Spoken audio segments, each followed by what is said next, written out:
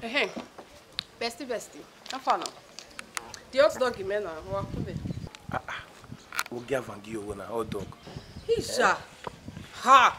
Ekeme na de. Awon okpa ikewa ni wo ma be do ni. Iyan mo so hiyan ni me.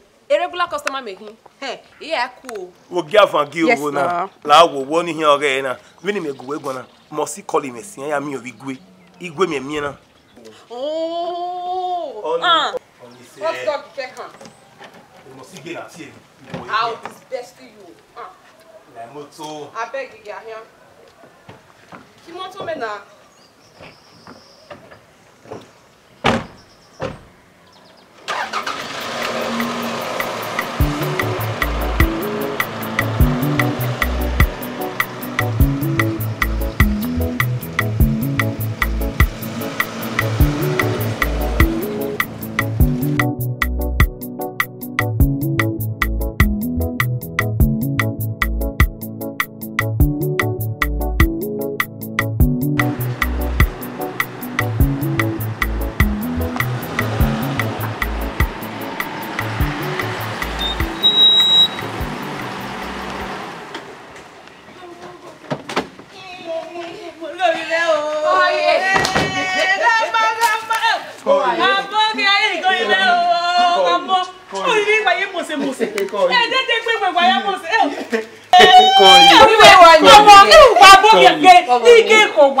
Any hiri. Umudi ide. E to slow gbogbo nya we marriage boy. We awota le agbe mo na. Okay mata. Ide ri mi o e. Iye me ni yogie. Ka mi re. Ti wa no. Yo mi me. Uwa kakabo igo nuri egun e wa ya pe gbere re na. O ya mi mo mo ki re. O ati ari e. O ati ari e. O ja si sele ni o ati ari e. Sorry re. Oh, come on. E mi me wala wa. Ka mi re. Okay ma o. Ya mi re. O mi re. O ma mo. Abobia.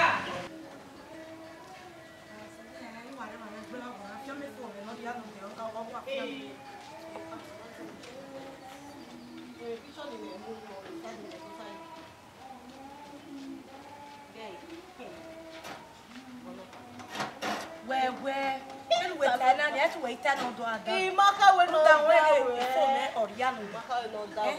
Even the boy ni ba gbode to dan you men no ga worry dan go over worry mai. We no wa agba for me for me wa do ya wa je na. Say my sister, pictures in the moon no ke side in me ga je.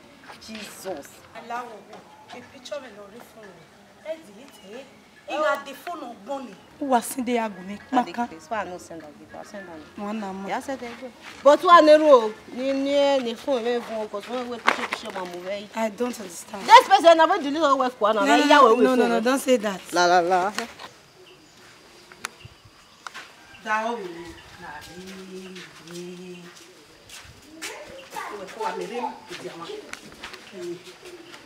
ya mo bo wa we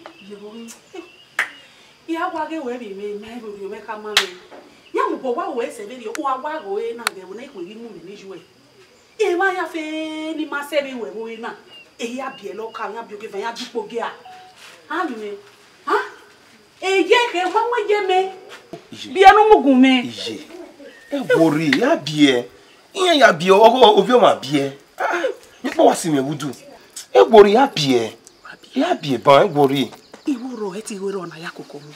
Ugbo kerekere ni be mu de ba ekini do won ge ki kwa mu bo na o. Iworo ya mi go ya koke mo ni la o bi la o. Ije. Ki e mu ko mi. Calm down. E worry ya bie. E worry e be gbe tin salo bo wa. Ya bie. E worry. Adede no ko ka ni ma mo gbe ka ma ni ga ti e se bi jo mo. Iga go egun la o. Ije we relax, calm down. Ye worry no what me ba mo wa. What do you mean I dey na? E ya wu ya ta wu pon na yo ma ye se aka o. Ije. E you see. Ya bie o. E worry e be gbe mi abi ya surprise wo. E ma ta yin. La gari Ya wo mi wa. me o ma we ti ke di o. Baba yo. Wa ma ri ne.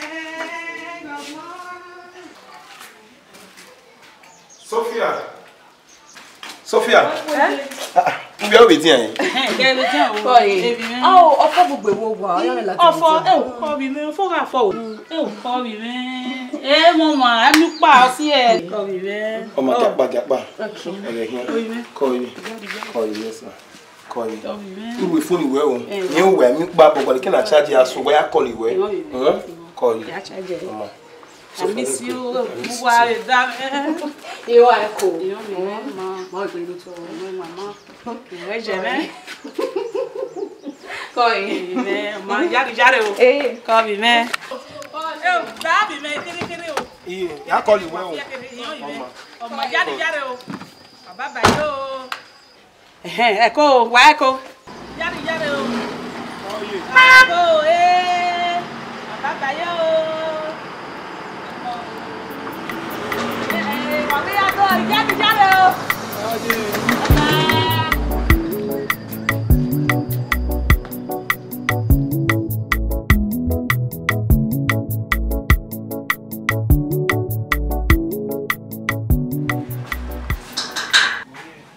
C'est pas bien.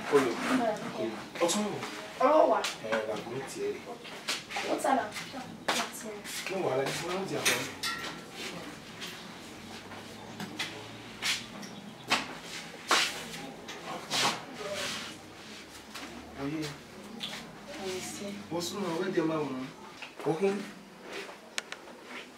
Fún mi lórí àná. Ọwá de ọmọ ìwé rẹ̀ gbé irú. Èmi fún we wa mo wi na no one dey try no boy no dey ade na we majo. Wo be ni ni fún ori ogo me. Eni ni fún ya refin. Do we ni fún e to we ma o. Mo e ma we mu dia se.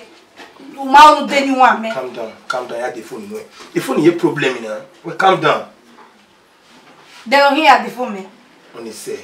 Iye wo. Iye wo. Oya go ya mi ni ya mi do the phone no. Go mi na go kwa ni ya the phone no.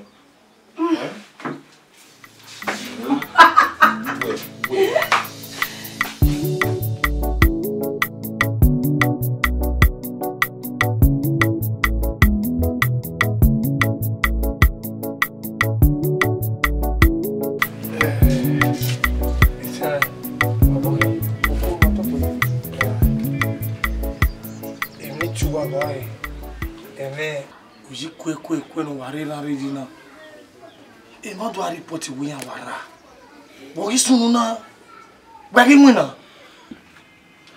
oko maya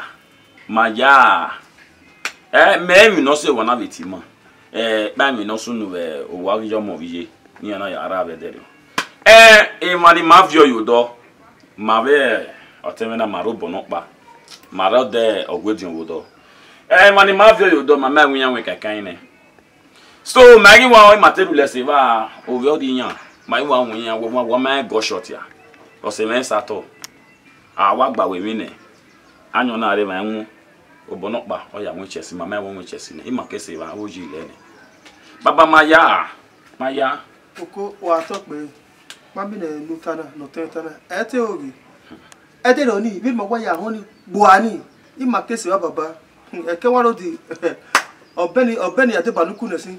Me wa se ba ni amagi mi waro pa. Baba ati mete ya ma wa hia. Efu eni ate mete mato. Baba imate unite tona. No kodo amu.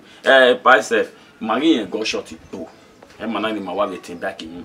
When back wa viole ma bo. Ma wa te back ma ma fi esa da nene. Efu ena fu. Ma kebu ajogwe turi ni ma kunya. Enya second one road na we no ten. Amagi te the first. My problem. I'm a soldier, I'm a police. It's written another view why you are as a vigilante for you to protect life and properties. Okay, eti no baba. Ekpare ifu eno roni. Ya go na mego. Me wo ye ni ko. Ya jira ya be yari poti me o. Ma wo ni ma ri onwe oyiyara. I'm not for you. We need more. Baby. Omega go. A boyfriend in me. Gaga. Babe, come for. Babe, na iPhone. Hey, Jesus! Babe, see iPhone. Yeah. You don't come up for 100 league. You don't leave us. Now go try now. If I use this iPhone to snap edit time. Mia. O me spot up power. Yeah, man. Baby, get luck. So. Esther.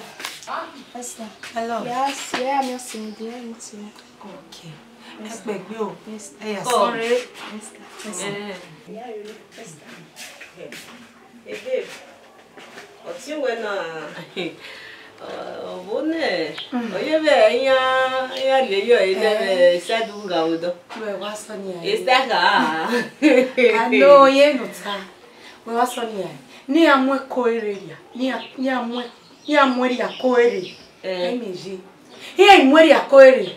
Me do to bo me do yo bo me do lo ikere. Yo salobo. Ye here ti do day useless both day and night. No now. How can not day useful son? I understand. You get what I mean? I understand. This salobo yo sa. Wa wa to me. Eja.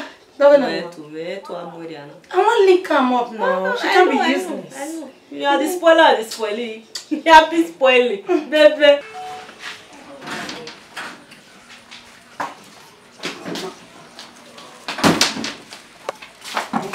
Ni ya mo we. To so la wo ja ye kira le wo mi ni.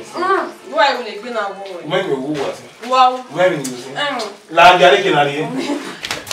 Ko ko ka ba. Mo e go to.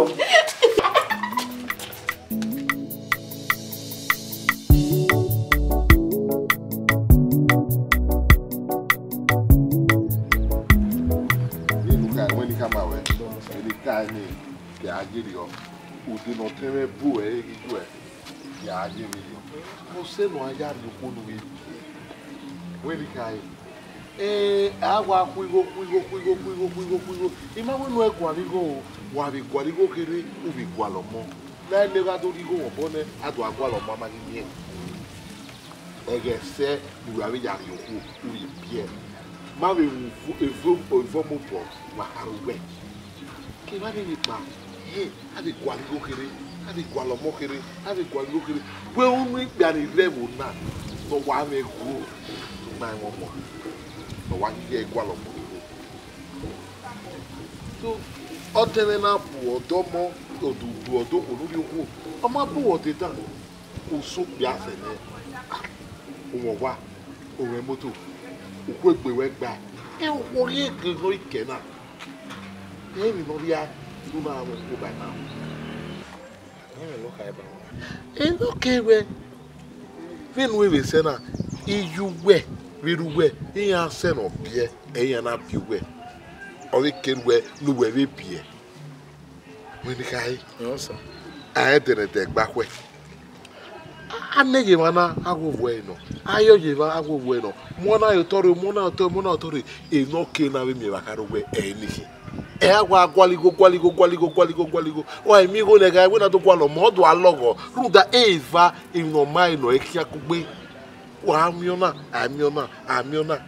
eno we ni kai na doni uteri ju ebu we nu bi opo nu bie de no mai no wala mama ni kai ele kai palo o salo bo ni eti eti ya be si o kuri ya to wa kwalo ni wala okay we o ya so wala ya call you eh ga okay charge phone you o kabo ya charge you re for 3 get we say go we say you go nu jame o no wala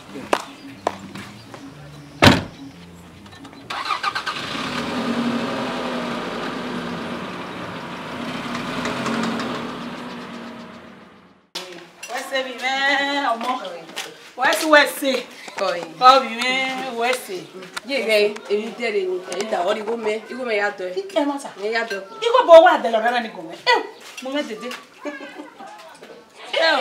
we say bi me no unu give we ogu gamo kan ye ko bi me we say wa ka bogo iko wa ya de bi no ra ni go we say bi me wa ma we ra mi do me o ko ye bi me wa o oye ko okay ye me bunu se do ma azekpe ijuwe kama we are ne si runya ni ga me wa okay we wa here we ke so do mi ave go we mu dia okay ma ko bi we si ai ko ma na le su we kere ile oh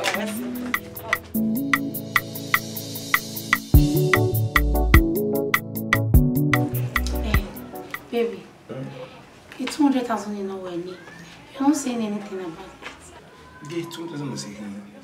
You know, we here change the wardrobe here. Here, dele, abiti, we, wahwe. Where are you women now? Okay. Oh no, sooner. I'll give you the money. Well. Ele hoje na como é que me muito bico hoje no dia. Da polícia giro de. E a hora que tá mais no transfer. Okay, the phone you need to transfer.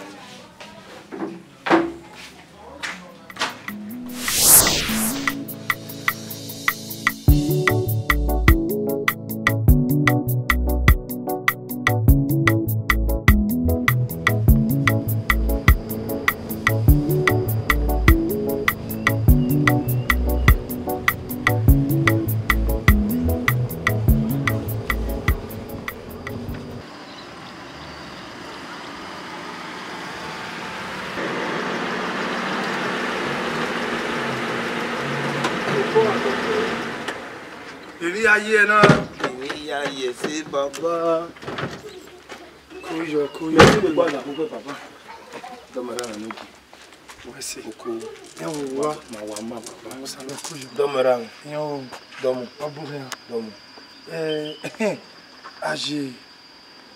Ave vigilantement. Yagena agumegwan yobo no yeni. Domora me. Wese kakabo. Osawese. Wese. Ne do ama no selo ama e maji. Eyo no. E manyabo na. Adonye ke so ago ke na doleji. Akikpawo. Kakabo. Adole dele bo isete na pa bori. Domora. Wese. Domo. Opa no ijobo na no wuna. E fi obo were. Wese. E fi obo were. Wese ko. O aje were yo enika o keko salobo. Ise. Oko ge ma talk pe. Wa talk pe ni. Domo. Me ase ke isodo. Do se ke do mi je. Omba. Domo baba. Me ase ke ri yo na. Okay.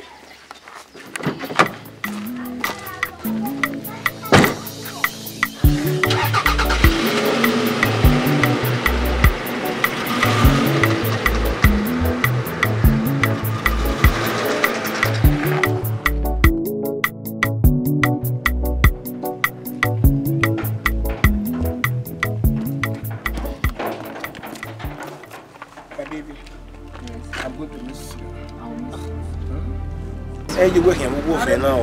You working with Wolf. So that's to take up my money. Yeah, take up. Then you're not busy go where to drop you. I know. I'm going to miss you, my baby. I will see you.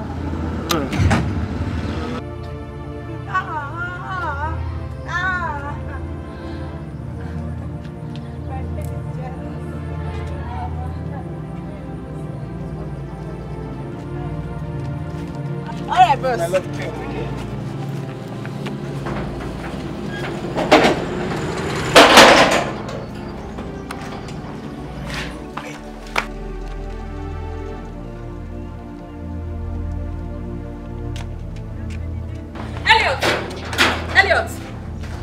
Who was that? Sophia. Hey, how are you guessing you may bond? I don't understand. You understand? Okay, that's my girlfriend. Your girlfriend? Yeah. Honey Maggie? You're my best female friend for crying out loud. Your female best friend? Elliot! You might understand. Sophia! Sophia, la demanda. Sophia!